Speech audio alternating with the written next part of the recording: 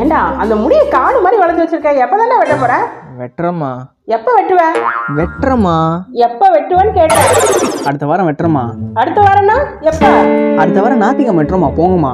சரி, முடியை வெட்டி வீட்டுக்கு எதாவது. வீட்டுக்கா? வீட்டுக்கு தான்டா. அப்படிலாம் எடுத்துட்டு வர முடியாதுமா. டேய், என்ன உனக்கு கொழுப்பா? உனக்கு முடி வெட்ட காசு கொடுத்துட்டு முடியை கொடுத்துட்டு வருவியா? அம்மா, உலகத்திலே சலூன் கடையில் வெட்டின முடி வீட்டுக்கு எத்தணும்னு சொன்ன தாய் நீ அதாம்மா இருப்பேன். பரவாயில்ல, நானும் வந்துக்கிறேன். நீ வெட்டி வீட்டுக்கு எத்தணும். அம்மா, அப்படிலாம் கொடுக்க மாட்டாங்கம்மா. டேய், நான் சொன்னேன் சொல்றா, நல்ல முடி நீட்டா இருக்கேன்.